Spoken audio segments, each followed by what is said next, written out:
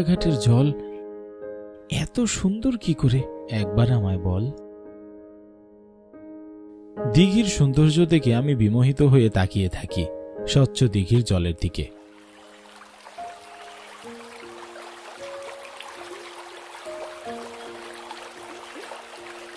আমি কিরণ, আজ শহর থেকে এসেছি বোনের শ্বশুর বাড়িতে।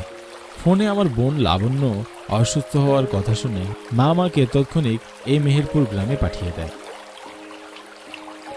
আমার মা নিজেও খুব অসুস্থ, তাই সাথে আসতে পারেনি। সারা রাত জার্নি করে আজ সকালে এসে পৌঁছেছি। বোনের শ্বশুর বাড়ি যাওয়ার পথে জয়ন্ত দিঘি, তাই এই দিঘির সৌন্দর্য কিছুক্ষণ দাঁড়িয়ে দেখলাম। শহরে এত সুন্দর প্রকৃতি খুব একটা দেখা যায় না, যা আছে সব এখন বিলুপ্তির পথে। যা হোক, এই গ্রামের প্রশংসা করতে করতে গায়ের পথ ধরে হাঁটছি। লাবণ্য আমার একমাত্র বোন। গ্রামে বিয়ে দেওয়ার ইচ্ছা আমাদের কখনোই ছিল না, কিন্তু লাবণ্য জেদ করে বসে তার পছন্দেই সে বিয়ে করবে।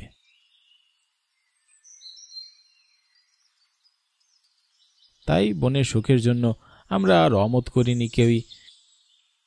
বিয়ের 6 মাস হবে, ফোনেই কথা হয়, মাঝে মাঝে দেখতেও আসা হয়, ভালোই চলছে। এরই মধ্যে গতরাতে শুনতে পাই তীব্র জ্বরে আমার বোনটি কষ্ট পাচ্ছে, তাই দেখতে চলে এসেছি।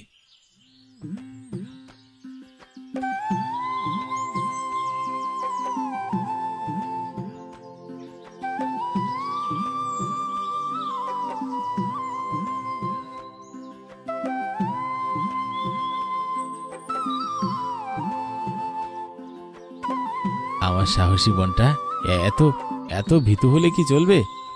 লাল রক্তের মতো কিছু দেখে ভয় পেয়ে গেলি, ওটা লাল রক্ত তো নাও হতে পারে।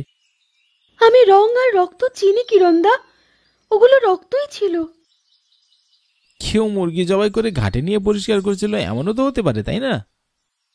না দাদা, তুমি বুঝবে না, এই গ্রামে গত কয়েকদিন থেকে যা হচ্ছে তা শুধু এই গ্রামের মানুষরাই জানে।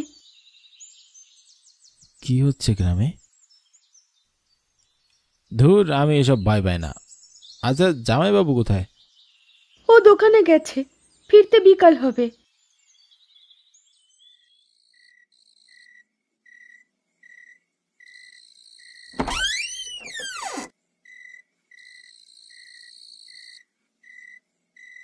গ্রামে আসলে মন ভালো হয় ঠিকই, কিন্তু গ্রামে কোনো নেটওয়ার্ক পাওয়া যায় না, এজন্য খারাপ লাগে। রাতে মোবাইল না টিপলে আর ঘুমিয়ে আসে না। ইউনিভার্সিটিতে বন্ধুদের সাথে রাত জেগে বিভিন্ন টপিকে কথা বলা হয়, কিন্তু আজ যোগাযোগ একেবারেই নেই।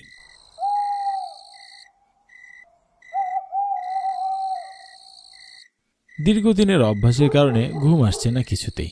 তাছাড়া এত তাড়াতাড়ি আমি কখনোই ঘুমাইনি, তাই খাট থেকে উঠে দরজা খুলে সোজা বাইরে চলে আসি।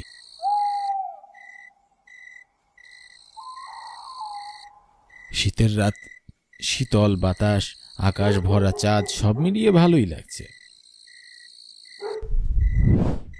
হাঁটতে হাঁটতে আমি কখন জয়ন্ত নদীর ঘাটে চলে এসেছি বুঝতেই পারিনি। ঘোর ধরা চোখে দিঘির দিকে তাকিয়ে আছি। হঠাৎ ঘাটের দিকে চোখ যেতেই আমি লক্ষ্য করি একটা মেয়ে বসে আছে। মেয়েটাকে অনেক পরিচিত মনে হচ্ছে। আমি এগিয়ে যাই মেয়েটির দিকে। লাবণ্য, তুই এখানে? তোমাকে না এখানে আসতে নিষেধ করেছি কিরণদা। আমার ঘুম আসছিল না, তাই। এসেছো যখন ভালোই হয়েছে, তোমার সাথে গল্প করি। তুই এসেছিস যখন ভালোই হয়েছে, চল গল্প করি।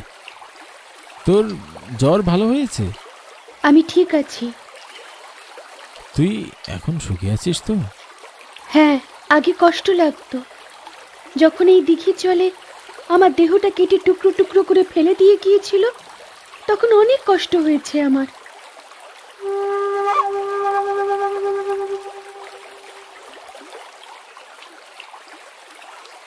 লাবণ্য, তুই কি বলছিস এসব? লাবণ্যের মুখে অদ্ভুত সব কথা শুনে আমি অবাক হই, কিন্তু লাবণ্য একটু বিচলিত হয়নি। সে বলতেই থাকে, এই দিঘিই আমার সব। এই দিঘির নাম জয়ন্তী কেন জানো? কেন? কারণ এই দিঘিতে জয়ন্তী নামের এক মেয়ে মারা গিয়েছিল। কি বলছিস? হ্যাঁ, তুমি সব শুনতে চাইলে আমি জয়ন্তীর সব ঘটনা খুলে বলবো। ঠিক আছে, বল। আমি লাবণ্যের কথা শোনার জন্য তার পানে তাকিয়ে রই, আর তখনই পিছন থেকে আমার নাম ধরে কেউ ডাকে, কিরণদা, তুমি এখানে কি করছো? পিছনে লাবণ্যের ডাক শুনে আমি চমকে ঘুরে তাকাই। তারপর যা দেখি তা দেখে আমার পুরো শরীর শিউরে ওঠে। পিছনে লাবণ্য আর তার স্বামী মোহন দাঁড়িয়ে। কি করে সম্ভব? আমি আমার পাশে বসা লাবণ্যর দিকে তাকাতে গিয়ে দেখি সে আর নেই, কিন্তু সে তো এতক্ষণ আমার পাশেই ছিল। কি সব বলছি আমি? সে যদি এতক্ষণ আমার পাশেই থাকে তাহলে এই লাবণ্যকে? কি হলো দাদা, তুমি এখনো বসে আছো? চলো বাড়ি চলো, তোমাকে না এই দিঘিতে আসতে বারণ করেছি। আমি কিছু বলার ভাষা হারিয়ে ফেলেছি, শুধু ফ্যাল ফ্যাল করে লাবণ্যর দিকে তাকিয়ে আছি। এতক্ষণ ধরে আমি কার সাথে কথা বলছিলাম? হ্যাঁ, লাবণ্যের সাথে নাকি এই নদীতে মরে যাওয়া কোনো জয়ন্তীর সাথে?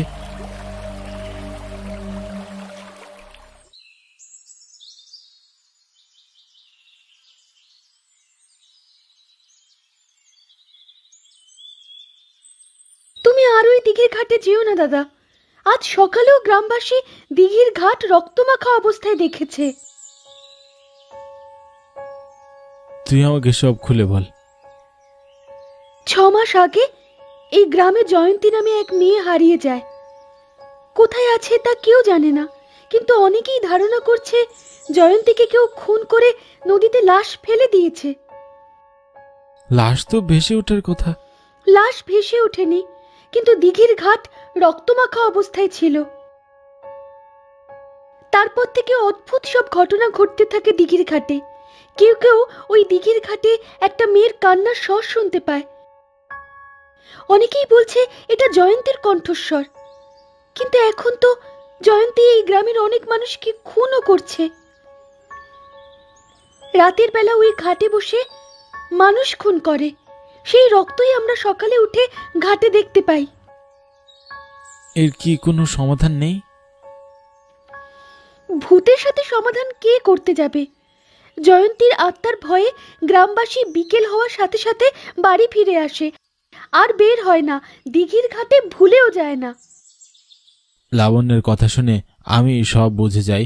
কাল রাতে আমি জয়ন্তীকে দেখেছি, যে আমার বোনের রূপ ধারণ করে আমার কাছে এসেছিল। তুমি বিশ্রাম করো, আমি তোমার প্রিয় ইলিশ মাছ রান্না করি।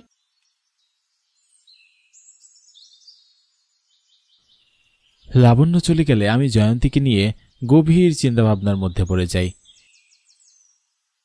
এর একটা সমাধান আমাকে বের করতেই হবে। এই সুন্দর গ্রামের সুখ শান্তি এমনভাবে নষ্ট হতে আমি দিতে পারি না।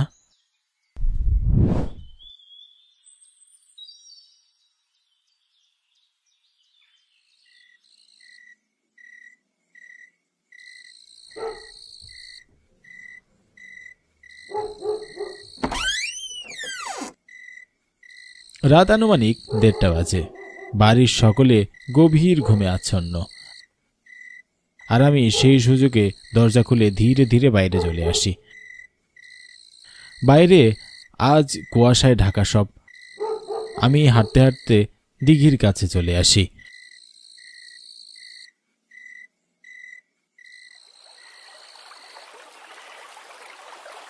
নিস্তব্ধ সবকিছু। দিঘির জলে আজ কোনো চাঞ্চলতা নেই, যেন সব স্থির হয়ে আছে কারো ভয়ে।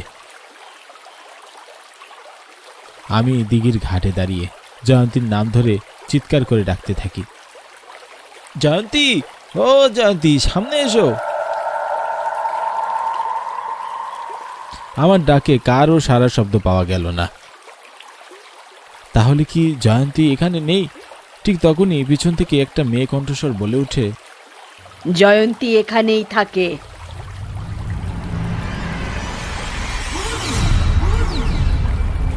আমি পিছনে ঘুরে তাকিয়ে দেখি সাদা শাড়ি পরা একটি মেয়ে দাঁড়িয়ে। বয়স কতই বা হবে, 22 কিংবা 25। জয়ন্তীকে দেখে আমি প্রচন্ড ভয়ে ঢোক গিলতে থাকি। জয়ন্তী, আর যাই হোক মানুষ তো না। কাল তোমার সাথে ঘটে যাওয়া সব ঘটনা আমি শুনতে পাইনি। তোমার অনেক সাহস আছে বলতে হবে। আমি বেঁচে নেই জেনেও আমার কাছে এসেছো আমার ঘটনা শুনতে। ভয় পেয়ে কি আর করবো বলো? তুমি হয় গল্প শোনাবে, নয়তো মেরে ফেলবে। মৃত্যুকে আমি ভয় পাই না। জীবন থাকলে তো মরণ হবেই, তবে একটা ভূতের হাতে মরবো এইটা একটা ভয়। তুমি এখনো আমার আসল চেহারা দেখোনি, তাই ভয় পাচ্ছ না। আচ্ছা, আমি তোমাকে সব খুলে বলছি। কিরণদা, তুমি আজও এখানে এসেছো? আর কার সাথে তুমি কথা বলছিলে? জয়ন্তীর আত্মা আমাকে সব খুলে বলতে থাকে, কিন্তু গত রাতের মতো আজও লাবণ্য আর তার স্বামী মোহন চলে আসে। লাবণ্যকে দেখার সাথে সাথে আমার সাথে থাকা জয়ন্তীর আত্মা অদৃশ্য হয়ে যায়, তাকে আর দেখা যায়নি। তোরা কি ঘুমাস না? আমাকে পাহারা দিয়ে বসে থাকিস নাকি তোরা সারা রাত? আমি তোমাকে ভালো করে চিনি দাদা, তুমি সবকিছু জানার জন্য এই নদীর ঘাটে আবার আসবে। শুনে রাখো, আত্মারা ভালো হয় না। সে ভালো হলে গ্রামের এত নির্দোষ মানুষের ক্ষতি করতো না। চলো বাড়ি চলো। কাল সকালেই তোমাকে আমি শহরে পাঠিয়ে দেব। কি আর করার, লাবণ্য আর তার স্বামী মোহনের পীড়াপিড়িতে আমি নদীঘাট থেকে চলে যাই। পিছনে তাকিয়ে দেখতে পাই সেই একই জায়গায় জয়ন্তী আমার দিকে তাকিয়ে আছে। আমি রুমে ফিরে আসলেও মনের মধ্যে এক অজানা অস্থিরতা টের পাই। এই অস্থিরতা কি জয়ন্তীর ঘটনা শোনার জন্য নাকি অন্য কিছু? কিছুতেই ঘুম আসছে না, বাইরে যাওয়ারও কোনো সুযোগ নেই। লাবণ্য আজ সামনের রুমে শুয়ে আছে আমাকে পাহারা দিতে, তবে বেশ কিছুক্ষণ পর দরজা খোলার শব্দ শুনতে পাই। দরজা খোলার শব্দ শুনে কিছুটা অবাক হই। এত রাতে কে বাইরে যাচ্ছে? আমি দরজার কাছে এলে দেখতে পাই দরজা খোলা, আর রুমে লাবণ্য নেই। আমি লাবণ্যর খোঁজে বাইরে চলে আসি।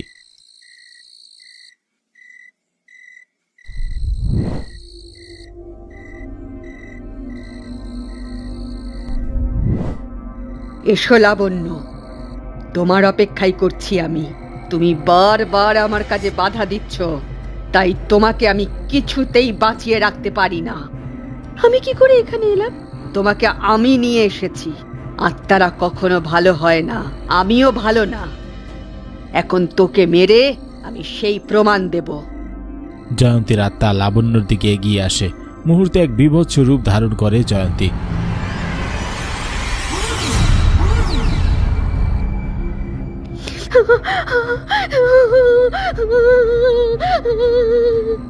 মুখের একদিকে কাটা দাগ, সারা শরীরে রক্ত, তার হাতে একটা বড় ছুরি। সে ছুরি উঁচিয়ে ধরে। এই দৃশ্য দেখে লাবণ্য ঠকঠক করে কাঁপছে। আমি নিজেও ঠিক থাকতে পারছি না জয়ন্তীর এই রূপ দেখে। কি করব মাথায় কাজ করছে না, কিন্তু জয়ন্তীর হাত থেকে লাবণ্যকে বাঁচাতে হবে। তোর রক্তে আজ এই দিঘির ঘাট রক্তে মেখে থাকবে। তুই আমার রাস্তায় বাধা হয়ে আছিস, না হয় কবে তোর ভাইকে মারতে পারতাম। তুমি আমার বোনের কোনো ক্ষতি করবে না। তুই আমাকে বাধা দিবি? হ্যাঁ, তাহলে তোকেও মরতে হবে। তোমার সাথে যা হয়েছে হয়েছে, তা অবশ্যই অন্যায় হয়েছে, তাই তুমি নিরীহ মানুষদের এভাবে ক্ষতি করতে পারো না। জ্ঞান দিবি না। আজ তোদের দুই ভাই বোনকে মেরে এই দিঘির ঘাট রক্তে ভাসিয়ে দেব। জয়ন্তী হাতে ছুরি নিয়ে আমাকে আঘাত করতে আসলে গ্রামবাসীরা মশাল হাতে এসে জয়ন্তীকে থামতে বলে। থামো, আমাদের অনেক ক্ষতি করেছ। আমাদের সুন্দর এই গ্রাম তোমার কারণে এত বেশি মলিন দেখায়। আগের মতো কেউ এই দিঘিতে আর আসে না। ছোট্ট বাচ্চারা ভয়ে এই নদীর পার ঘেঁষে না।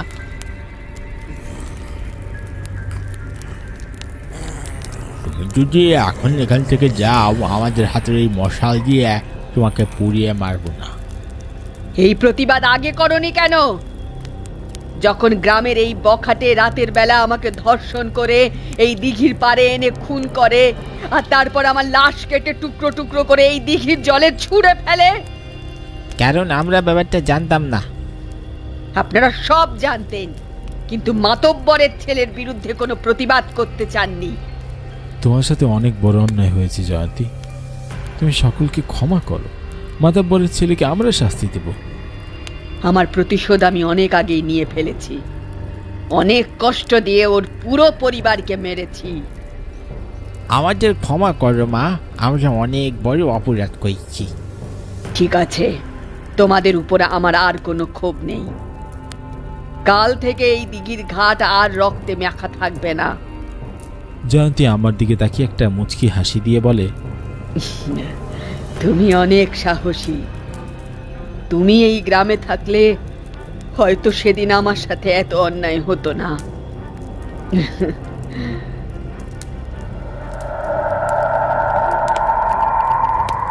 জয়ন্তী একটা মুচকি হাসি দিয়ে অদৃশ্য হয়ে যায়। মেয়েটার জন্য খারাপ লাগছে, ওপারে ভালো থাকুক। মেয়েটা অনেক কষ্ট সহ্য করেছে।